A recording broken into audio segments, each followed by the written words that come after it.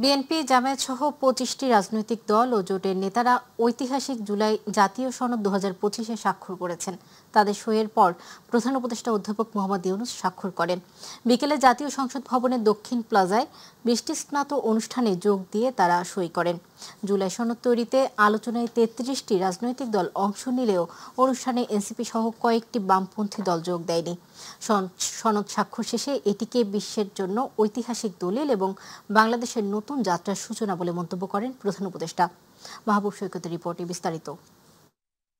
Today marks the dawn of a new day in the history of Bangladesh. ঐতিহাসিক ক্ষণ। দেশের সকল শ্রেণীর মানুষের প্রতিনিধিদের উপস্থিতিতে জুলাই সনদে স্বাক্ষর করেন প্রধান উপদেষ্টা প্রফেসর ডক্টর মোহাম্মদ ইউনূস সহ ফ্যাসিবাদ বিরোধী আন্দোলনে থাকা অধিকাংশ রাজনৈতিক দলের শীর্ষ নেতারা। এর আগে দেশবাসীর উদ্দেশ্যে দেয়া বক্তব্যে সনদের বাস্তবায়ন প্রক্রিয়া নিয়ে কথা বলেন প্রধান উপদেষ্টা ডক্টর মোহাম্মদ ইউনূস। এমন একটি দিন, সেটা শুধু জাতির জন্য না, সারা পৃথিবীর জন্য একটা বড় রকমের উদাহরণ হয়ে থাকবে। বহু জায়গায় সেটা পাঠ্যপুস্তকে থাকবে, সেটা ক্লাসরুমে আলোচনা হবে, রাজনৈতিকবিদদের মধ্যে নিয়ে এটা নিয়ে আলোচনা হবে বিভিন্ন দেশে। যেই উদাহরণ আমাদের দেশের রাজনৈতিকবৃন্দ সৃষ্টি করেছেন, সেটা দেশের জন্য তো বটেই, সারা পৃথিবীর জন্য উদাহরণ হয়ে থাকবে। আমি তাদেরকে আবারও মোবারকবাদ জানাই এই কাজটি করার জন্য, দেশকে অনেক উচ্চে নিয়ে যাওয়ার জন্য। বহু উচ্চে নিয়ে গেছেন তারা, রাজনৈতিক নেতারা আমাদেরকে সে পথ দেখিয়েছেন। আমরা তাদের কাছে মাথা নত করছি যে তারা আমাদেরকে এই পথ দেখানোর জন্য, পরবর্তীতেও তারা যেন সুন্দরভাবে করে, নির্বাচনটাও সেরকম যেন আমরা বাহবা দিতে পারি। সবাই মিলে এমনভাবে নির্বাচন করব, কোন দুনিয়ার কোনো কেউ এসে বলতে পারবে না এখানে ক্ষতি হয়েছে, এখানে গোলমাল হয়েছে, এই কথা যেন বলতে না পারে। কোনোভাবেই দেশে যেন আর স্বৈরাচারী শাসন ব্যবস্থা ফিরে না আসতে পারে, সেজন্য সবাইকে সচেতন থাকারও আহ্বান ছিল প্রফেসর ডক্টর মোহাম্মদ ইউনূসের বক্তব্যে। এই পরিবর্তন এখন আমাদের সামনের দিকে এগিয়ে নিয়ে যাবে। আমরা সেই পথে অগ্রসর হব। আমাদের জন্য আজকে নবজন্ম, আমাদের নবজন্ম হলো আজকে। এই স্বাক্ষরের মাধ্যমে আমরা নতুন বাংলাদেশের সূচনা করলাম। সেটা যেন সঠিকভাবে আমরা যেতে পারি, এটার জন্য আমরা আল্লাহর মেহেরবানি চাই, যাতে করে আমরা এটার থেকে বিচ্যুত না হই। আমরা একমত হয়েছি, এই একমত সুন্দরভাবে পরিচালনা করা, সামনের দিকে নিয়ে যাওয়া কিভাবে আমাদের কাছে সম্ভব হয়। প্রধান উপদেষ্টার বক্তব্যের আগে কথা বলেন জাতীয় ঐক্যমত্য কমিশনের সহসভাপতি প্রফেসর আলী রিয়াজ। আমরা আশা করি এই যে জাতীয় দলিল তৈরি হয়েছে তার বাস্তবায়ন ঘটবে, দ্রুততার সাথে বাস্তবায়ন ঘটবে। আগামীর বাংলাদেশ পরিচালনার ঐতিহাসিক এই দলিল স্বাক্ষর অনুষ্ঠান আয়োজন করা হয় জাতীয় সংসদ ভবনের দক্ষিণ প্লাজায়। জুলাই সনদ আগামীর রাষ্ট্র পরিচালনার ঐতিহাসিক এক দলিল, যে দলিলে কেবলমাত্র 2024-এর জুলাই আগস্টের শহীদের রক্তই নয়, দীর্ঘ 1.5 দশকের ফ্যাসিবাদ বিরোধী আন্দোলনের শহীদেরও এই রক্ত রয়েছে দলিলে। দীর্ঘদিন বসে ঐক্যমত কমিশনে ফ্যাসিবাদ বিরোধী আন্দোলনে থাকা রাজনৈতিক দলগুলো একমত হয়েছে আগামীর রাষ্ট্র কিভাবে পরিচালনা হবে, আর তারই দলিল স্বাক্ষর হলো আজকের এই ক্ষণে। এই দলিলের মাধ্যমে আগামীর বাংলাদেশ কল্যাণমূলক বাংলাদেশ হিসেবে গড়ে উঠবে, এমনটাই প্রত্যাশা সবার। মাহবুব সৈকত, মাই টিভি, জাতীয় সংসদের দক্ষিণ প্লাজা, ঢাকা। জাতীয় সংসদের দক্ষিণ পার্শ্বে প্রায় সব দলের উপস্থিতিতে স্বাক্ষরিত হয়েছে ঐতিহাসিক জুলাই সনদ। যদিও এনসিপি সহ বেশ কয়েকটি বাম দল সনদে স্বাক্ষর করেনি। প্রধান উপদেষ্টার উপস্থিতিতে প্রায় সব রাজনৈতিক দলগুলোর প্রতিনিধিরা জুলাই সনদে স্বাক্ষর করেন। এটিকে ঐতিহাসিক দলিল হিসেবে অবহিত করেছেন রাজনৈতিক দলের নেতারা। বিস্তারিত আফজাল হোসেনের রিপোর্টে। দীর্ঘ কয়েক মাস আলোচনার পর অবশেষে বাস্তবে রূপ পেল ঐতিহাসিক জুলাই জাতীয় সনদ। এখন জুলাই জাতীয় সনদ গত ফেব্রুয়ারি থেকে জুলাই পর্যন্ত 2 পর্বের আলোচনায় 84টি সংস্কার প্রস্তাবে ঐক্যমত্য ও সিদ্ধান্ত হয়। এগুলো নিয়েই তৈরি হয়েছে জুলাই জাতীয় সনদ। পার্থক্য সত্ত্বেও প্রধান উপদেষ্টা ডক্টর মোহাম্মদ ইউনূসের উপস্থিতিতে প্রায় সব রাজনৈতিক দলগুলোর প্রতিনিধিরা জুলাই সনদে স্বাক্ষর করেন। তবে সনদে স্বাক্ষর করলেও তার বাস্তবায়ন নিয়ে শঙ্কা প্রকাশ করেছেন কেউ কেউ। এই সনদ স্বাক্ষরের মধ্য দিয়ে বাংলাদেশের রাজনৈতিক ইতিহাসে একটি নতুন অধ্যায়ের সূচনা হলো। জুলাই জাতীয় সনদ 2025 স্বাক্ষরিত হয়েছে। এটা এই জাতির ইতিহাসে একটি স্মরণীয় দিন। দুটা পদ্ধতির কথা আমরা বলেছি। একটা হচ্ছে এখানে কনস্টিটিউশনাল একটা ডিক্লারেশন হবে, সেই ডিক্লারেশনের ভিত্তিতে এটার আইনি ভিত্তি হবে এবং গণভোটে এটা জনগণের ম্যান্ডেট হবে, আর পার্লামেন্ট যখন হবে তখন এটা রেটিফিকেশন হবে। তারা আমাদের কাছে কমিটেড যে আমরা এটা খুব শর্ট টাইমে আমরা একটা জুলাই সনদ বাস্তবায়ন আদেশ এবং তারপর গণভোট, এটা খুব শর্ট টাইমে আমরা এই ব্যাপারটা সুরাহা করে আমাদেরকে জানাবেন। মানুষের যে রাষ্ট্র সংস্কার এবং জন আকাঙ্ক্ষার রাষ্ট্র গঠনের যে দাবি, সেটার একটা রাজনৈতিক সমঝোতার পাশাপাশি একটা ন্যূনতম আইনি ভিত্তি বা সাংবিধানিকভাবে কিভাবে স্বীকৃতি দেওয়া যায় সেই পদক্ষেপ গ্রহণ করেছে। আমরা সবাই স্বাক্ষর করেছি এবং তাদের যেই আকাঙ্ক্ষাটা ছিল সেটা পূর্ণ হবে। আমরা স্বাক্ষর করলাম, এখন আমাদের সুস্পষ্ট বিষয় হলো, দাবি হলো এর আইনি ভিত্তি প্রদান করা। স্বাক্ষর এক জিনিস, বাস্তবায়ন আর এক জিনিস। আমরা পরিষ্কার বলেছি, ঐক্যমত্য কমিশনকে বলেছি, আমরা বলেছি এটা বাস্তবায়নের জন্য গণভোট লাগবে, আর সেই গণভোটটা লাগবে নির্বাচনের আগেই গণভোট লাগবে। তবে এনসিপি সহ কয়েকটি বাম রাজনৈতিক দল জুলাই সনদে স্বাক্ষর করেনি। আপনারা দয়া করে বসুন। আফজাল হোসেন, মাই টিভি, ঢাকা। রাজনৈতিক দলগুলো স্বাক্ষরের পর প্রধান উপদেষ্টা এবং জাতীয় ঐক্যমত্য কমিশনের সভাপতি অধ্যাপক ডক্টর মোহাম্মদ ইউনূস ঐতিহাসিক জুলাই জাতীয় সনদে স্বাক্ষর করেন। এর মধ্য দিয়ে পূর্ণতা পেয়েছে জুলাই জাতীয় সনদ। তবে সংসদের দক্ষিণ প্লাজায় যখন সনদ স্বাক্ষর চলছিল তখন মানিক মিয়া এভিনিউয়ে জড়ো হয়ে বিক্ষোভ করেন জুলাই আন্দোলনে নিহতদের পরিবারের সদস্যরা এবং আহতরা। তারা 3 দফা দাবি জানিয়েছেন সরকারের প্রতি। বিস্তারিত মিফতাক লেবের রিপোর্টে।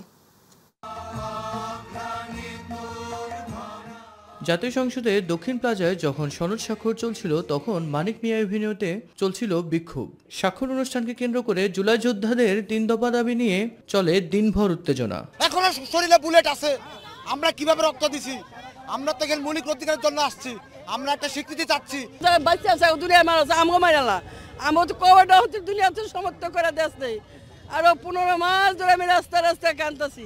পিটাই যখন নিয়ে গেছে আমাকে এখানে না, শুধু আমার পিঠে এবং এই যে দেখেন এখানে। সনদ স্বাক্ষরের আগে দুপুরে সংসদ ভবন এলাকায় জুলাই যোদ্ধাদের সঙ্গে আইনশৃঙ্খলা বাহিনীর সংঘর্ষের ঘটনা ঘটে। সনদ প্রণয়নে নিজেদের অবমূল্যায়ন ও আইনি ভিত্তি না থাকার অভিযোগ তুলে তারা মূল মঞ্চের সামনে অবস্থান নিয়ে পুলিশ তাদের সরিয়ে দেয়। এই সংঘর্ষে আহত হন বেশ কয়েকজন যোদ্ধা।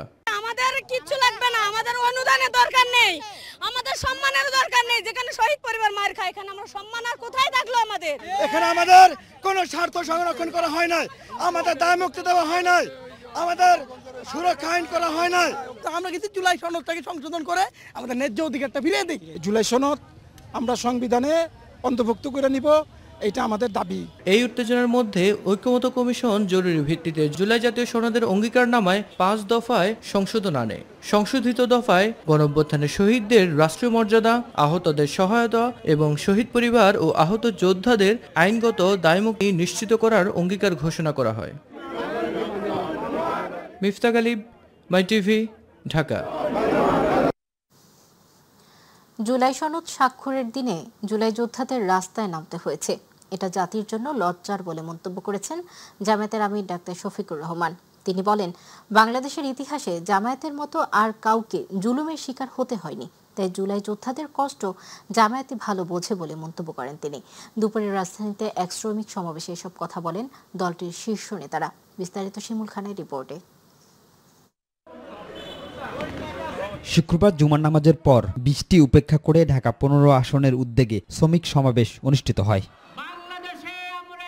সমাবেশে যোগ দিয়ে জামায়াত আমির বলেন, বিপ্লবের আগে কেউ দেশে নিরাপদ ছিল না, কিন্তু দুর্নীতিতে সারা দেশ ছেয়ে আছে। প্রতিদিন চাঁদাবাজি হচ্ছে, মব হচ্ছে, এর সমাপ্তি হওয়া উচিত। যেদিন জুলাই সনদে স্বাক্ষর হবে সেই দিনটি পর্যন্ত তাদেরকে রাস্তায় নামতে হচ্ছে। আমি মনে করি এই জাতির জন্য একটি লজ্জাস্কর। আমরা বারবার দাবি তুলেছি, তাদেরকে স্বীকৃতি দিন, সাংবিধানিক স্বীকৃতি দিন। জামায়াত ক্ষমতায় গেলে চাঁদাবাজি কঠোর হাতে দমন করা হবে বলে মন্তব্য করেন জামায়াত আমির। কোথাও মানুষের কোনো শান্তি নেই, নিরাপত্তা নেই, ইজ্জত নেই। প্রতিদিন চাঁদাবাজি এইটা সেইটা কেন্দ্র করে অহরহ মব হচ্ছে, দুর্ঘটনা ঘটে চলছে। আল্লাহ রাব্বুল আলামিন যদি আমাদেরকে এই দেশবাসীর খেদমতের দায়িত্ব দেন, সরকার গঠনের সুযোগ দেন, আমরা নিজেরা চাঁদা তুলব না, নিরীহ জনগণের কাছ থেকে জুলুম করে এবং কাউকে চাঁদাবাজি করতে দেব না। অফিস আদালতে ঘুষের বাণিজ্য আর চলবে না, অবৈধ দখলদারি বরদাস্ত করা হবে না, দুর্নীতির মূল জড় কেটে দেওয়া হবে ইনশাআল্লাহ। সমাবেশে জামায়াতের স্থানীয় নেতারা বক্তব্য দেন। দেশের উন্নয়নের জন্য ইঞ্জিনিয়ার লাগে, জামাত ইসলামী সৎ এবং যোগ্য ইঞ্জিনিয়ার তৈরি করেছে, ডাক্তার তৈরি করেছে, আইনজীবী তৈরি করেছে, বিচারক হওয়ার মতো লোক তৈরি করেছে, পার্লামেন্ট মেম্বার হওয়ার মতো লোক তৈরি করেছে। এমন কোন সেক্টর নাই যে সেক্টর জামাত চালাইতে পারবে না। সমাবেশ শেষে ঢাকা 15 আসনের নির্বাচনী এলাকায় একটি মিছিল অনুষ্ঠিত হয়। শিমুল খান, মাই টিভি, ঢাকা।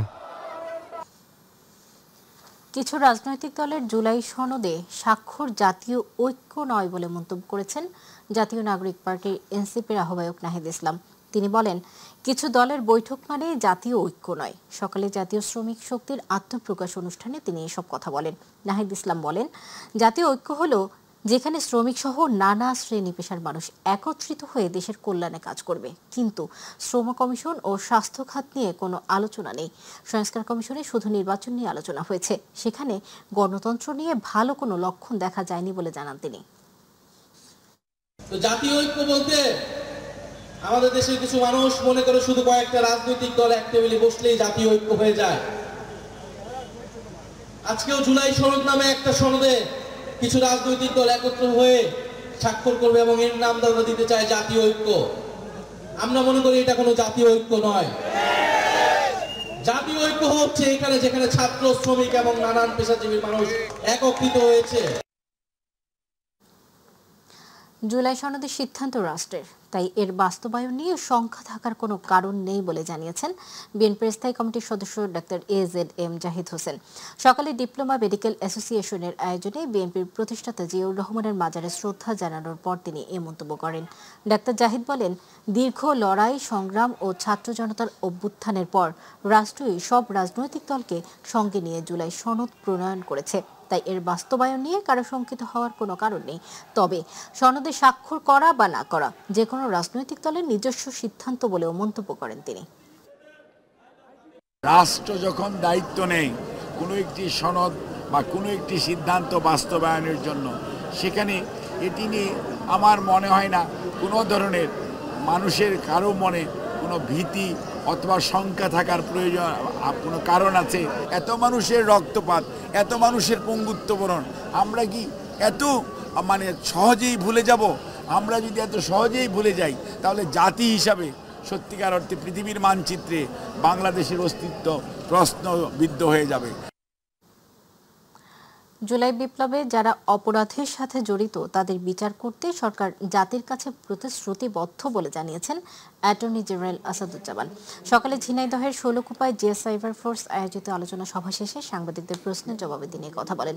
নির্বাচন ও বিচারের ব্যাপারে সরকার তার সঠিক পথে এগিয়ে যাচ্ছে উল্লেখ করে অ্যাটর্নি জেনারেল বলেন, জনগণের ভোটের অধিকার ফিরিয়ে দিতে সরকার নিরলসভাবে কাজ করে যাচ্ছে।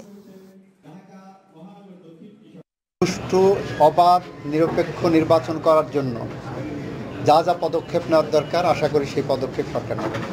এটা সরকার অঙ্গীকারবদ্ধ এবং যারা জুলাই বিপ্লবে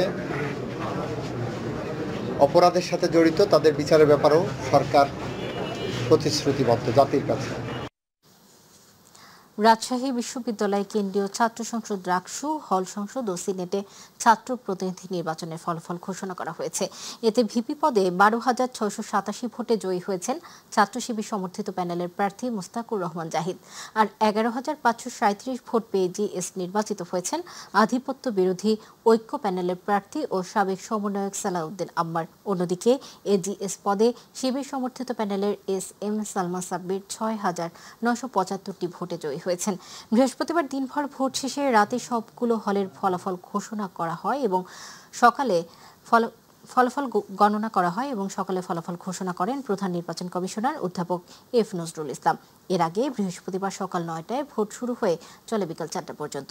নির্বাচনে মোট ভোটার ছিলেন ২৮,৯০৯ জন। এর মধ্যে ভোট প্রদান করেছেন ২০,১৮৭ জন। নির্বাচনে গড়ে ভোট দিয়েছেন ৬৯.৮৩% ভোটার। রাজধানীর মালিবাগে ফরচুন শপিং মলে স্বর্ণের দোকানে চুরির ঘটনায় প্রায় ২০০ ভরি স্বর্ণ, নগদ টাকা সহ ৪ জনকে গ্রেপ্তার করেছে ডিবি পুলিশ। সংবাদ সম্মেলন করে ডিএমপির ডিবি প্রধান শফিকুল ইসলাম জানান, পেশাদার চোর চক্রের একটি গ্রুপ ৩ মাস রেকি করেন চুরির ঘটনা ঘটায়। চুরির পর আসামিরা চট্টগ্রাম, ফরিদপুর, বরিশালে পালিয়ে বেড়ায়। এই গ্রুপের ৪ জনকে গ্রেপ্তার করেছে ডিবি পুলিশ। ঘটনার আগের দিন তারা মার্কেটে রেকি করে চুরির কাজে ব্যবহৃত বোরকা, শাপল মার্কেটে রেখে আসে। পরে রাতে মার্কেটের ৩য় তলার বাথরুমের গ্রিল কেটে সুমন ও শাহিন ভিতরে ঢোকে। পরে তারা শম্পা জুয়েলার্সের গেট ও তালা কেটে স্বর্ণ চুরি করে নিয়ে যায়। এই শাহিন সুমন জুটি ২০২১ সালে কর্ণফুলী মার্কেটের স্বর্ণের দোকানে বোরকা পরে চুরির ঘটনায় জড়িত ছিল এমন তথ্য দেয় গোয়েন্দা পুলিশ। চিহ্নিত করতে পারি, বাংলাদেশে বিভিন্ন জায়গায় টানা অভিযান পরিচালনা করে। তারা প্রথমে গ্রেপ্তার করে শাহিন মাতব্বরকে ওখান থেকে গ্রেপ্তার করার পর তাকে সঙ্গে করে নিয়ে যাওয়া হয় ফরিদপুরে থেকে স্বর্ণ উদ্ধার করা হয়।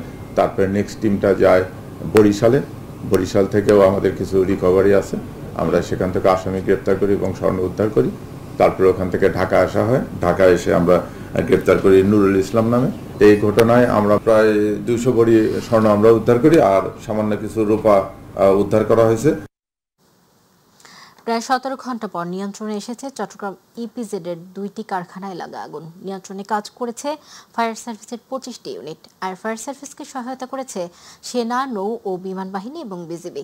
আগুন নিয়ন্ত্রণের পর সাংবাদিকদের সাথে আলাপকালে ফায়ার সার্ভিসের একজন কর্মকর্তা জানান, ফায়ার সার্ভিসের সদস্যরা নিজেদের নিরাপত্তা নিশ্চিত করে কাজ করেছে ও আগুন আশেপাশের কোনো স্থাপনায় ছড়িয়ে পড়েনি, সেসবে ক্ষয়ক্ষতি হয়নি। সবাই একসাথে কাজ করার জন্যই এমনটা হয়েছে। কিভাবে আগুনের সূত্রপাত হলো বা কারণসমূহ খুঁজে বের করতে ৫ সদস্যের তদন্ত কমিটি গঠন করেছে ফায়ার সার্ভিস। এই কমিটি ১৫ কর্মদিবসের মধ্যে তদন্ত প্রতিবেদন জমা দেবে। এর আগে বৃহস্পতিবার দুপুর ২টার দিকে ইপিজেডের ৫ নম্বরের এই কারখানায় আগুনের সূত্রপাত হয়। পরে এই আগুন জিংহং মেডিকেল নামের কারখানায়ও ছড়িয়ে পড়ে। ফলে এই অগ্নিকাণ্ডে ২টি কারখানা ক্ষতিগ্রস্ত হয়েছিল। আগুনের তীব্রতা এমন ছিল যে ভবনটির ছাদ খসে পড়ে। এই ঘটনায় এখন পর্যন্ত হতাহতের কোনো তথ্য পাওয়া যায়নি। তাৎক্ষণিকভাবে ২৫ থেকে ৩০ জনকে উদ্ধার করা হয়েছিল বলে জানা গেছে। আজকে সকাল ৭:২৫ রাজধানীর বাজারে বেড়েছে কাঁচা মরিচের ঝাঁজ। গত সপ্তাহের তুলনায় কেজিতে দাম বেড়েছে ৫০ থেকে ৬০ টাকা। শীতকালীন সবজি ওঠা শুরু করলেও দাম তার একটু বেশি। ডিম ও মুরগির বাজার স্বাভাবিক রয়েছে, তবে বেড়েছে পোলাওয়ের চালের দাম। প্রতি কেজি বেড়েছে অন্তত ১০ টাকা। অন্যান্য চালের দাম গত ১ মাসে খুব একটা পরিবর্তন হয়নি। এসএম আরিফের রিপোর্টে বিস্তারিত। বাজারে উঠতে শুরু করেছে শীতকালীন সবজি। রাজধানীর কারওয়ান বাজারে গিয়ে দেখা মিলেছে মূলা, ফুলকপি, পাতাকপির মতো আগাম শীতের সবজি। তবে এখনও ভরা মৌসুম না আসায় এসব সবজির দাম স্বাভাবিকের তুলনায় বেশি। এদিকে হঠাৎই দাম বেড়েছে কাঁচামরিচের। ১ সপ্তাহ ব্যবধানে কোনো কোনো জাতের মরিচের দাম কেজিতে বেড়েছে ৫০ থেকে ৬০ টাকা। মূল কারণ হলো কিছুটা সংকট আছে। আমি যেটুকু জানি যে ভারতে একটু গন্ডগোল আছে, বিজিবি আছে, এলসিডি একটু কম আসছে, কম ঢুকছে। এই শর্টটার কারণে মালার দামটা বাড়ছে। মরিচের দামে বাড়ছে বেশি। জনগণই তো ভুক্তভোগী, তাছাড়া কারো ব্যবসা আর কি দাম বাল তো আর করা গেছে নাই, তো খাইতে হবো।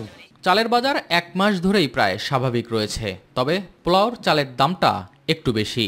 বেড়েছে কোনো কোনো চিকন চালের দামও। পোলার চাল বস্তাতে আমরা ৪-৫০০ টাকা বাড়ছে।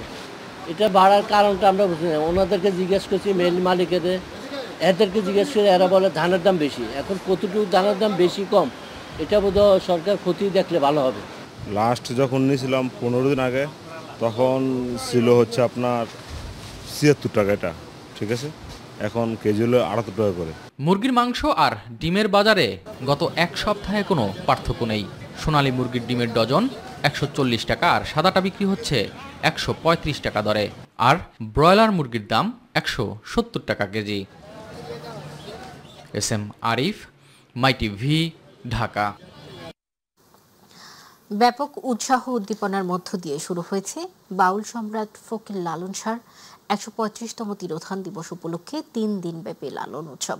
কুষ্টিয়ার থেউরিয়ায় এবার জাতীয়ভাবে প্রথমবার আয়োজিত এই উৎসব ঘিরে সৃষ্টি হয়েছে অন্যরকম এক আবহ।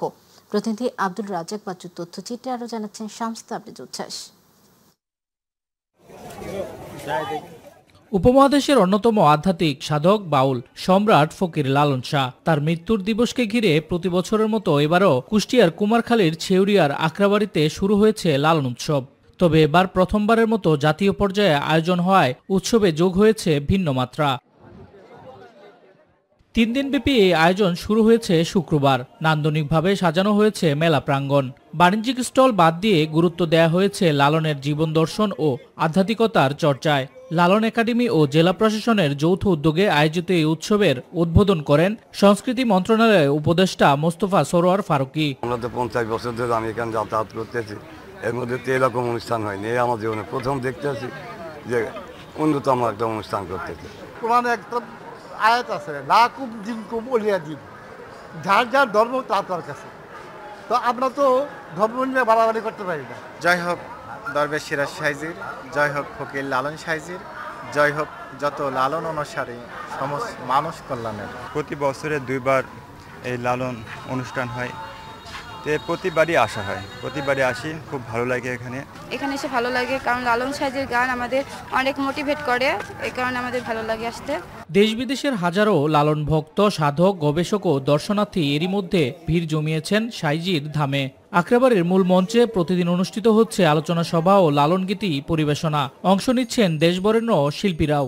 মেলায় আগত দর্শনার্থীদের নিরাপত্তার জন্য আইন শৃঙ্খলা মোতায়েন সহ সব শ্রেণীর সব ধরনের পরিকল্পনা গ্রহণ করেছি। লালনের যে জীবন আদর্শ, তার যে জীবন ধারণের পদ্ধতি, তার যে জীবনচর্যা, সেটি দেশবাসী এবং বিশ্ববাসীর সামনে উপস্থাপনই আমাদের এবারের এই তিরোধান দিবস এই জাতীয়ভাবে উদযাপনের মূল উদ্দেশ্য। আধ্যাত্মিকতা, মানবতা ও সাম্প্রদায়িকতা বিরোধী দর্শন নিয়ে প্রতি বছরের মতো এবারও ছেউরিয়ায় হয়ে উঠেছে মিলন মেলা। মানুষ ভজলে সোনার মানুষ হবি, লালনের এই বাণী নিয়েই আগামী রোববার পর্যন্ত চলবে এই উৎসব।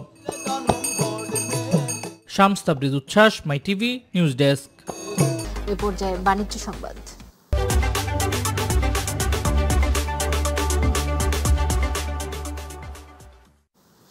প্রদীপ প্রজ্বলন আর নাটক মঞ্চস্থর মধ্য দিয়ে আয়োজন করা হলো লালন শাহের ১৩৫তম তিরোধান দিবস। এই উপলক্ষে রাজধানীর বেইলি রোডস্থ বাংলাদেশ মহিলা সমিতির নীলিমা ইব্রাহিম মিলনায়তনে মঞ্চায়ন করা হয় নাটক বারামখানা। লালন শাহের জীবন ও দর্শনের উপর ভিত্তি করে নাটকটি রচনা করেছেন পান্থ শাহরিয়ার। শ্রপা মজুমদারের নির্দেশনায় এ নাটকটিতে নির্দেশকদের পাশাপাশি এতে আরও অভিনয় করেছেন দেশ বরেণ্য নাট্যকার নির্দেশক রামেন্দ্র মজুমদার, ফেরদৌসী মজুমদার, শিকানুল ইসলাম শাহী, মারুফ কবির, আপন আহসান, তানজুমারা পল্লী ও রাশিদুল আওয়াল শাওন প্রমুখ। থিয়েটার নাট্যদল আয়োজিত এই প্রদর্শনীর উৎসর্গ করা হয় প্রয়াত লালন সঙ্গীতের অন্যতম প্রধান শিল্পী ফরিদা পারভিনের স্মৃতি স্মরণে।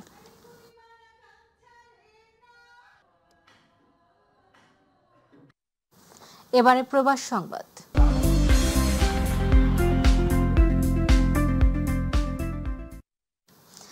মালয়েশিয়ায় প্রবাসীদের আয়োজনে অনুষ্ঠিত হতে যাচ্ছে 8 দলীয় ফুটসল টুর্নামেন্ট। এই টুর্নামেন্টে বিজয়ী দলকে পুরস্কার হিসেবে দেয়া হবে 60,000 টাকা ও রানার আপ পাবে 36,000 টাকা। 20 অক্টোবর রাজধানী কুয়ালালামপুরের আম্পায়াংয়ে দিনব্যাপী এই টুর্নামেন্ট অনুষ্ঠিত হবে। প্রতিনিধি আশরাফুল মামুন জানান, গতকাল এক সংবাদ সম্মেলনে টুর্নামেন্টের আনুষ্ঠানিক ঘোষণা দেন কক্সবাজার ব্রাদার্স ইউনিয়ন মালয়েশিয়ার টুর্নামেন্ট পরিচালনা কমিটির সভাপতি কাজী HM এহসানুল্লাহ। সভায় প্রধান অতিথি থেকে আয়োজকদের ধন্যবাদ জানান কমিউনিটি নেতা জসিমউদ্দিন। এ সময় মালয়েশিয়ার ফুটসল টুর্নামেন্ট কমিটির সাধারণ সম্পাদক সালাহ উদ্দিন সাংবাদিকদের বিভিন্ন প্রশ্নের উত্তর দেন।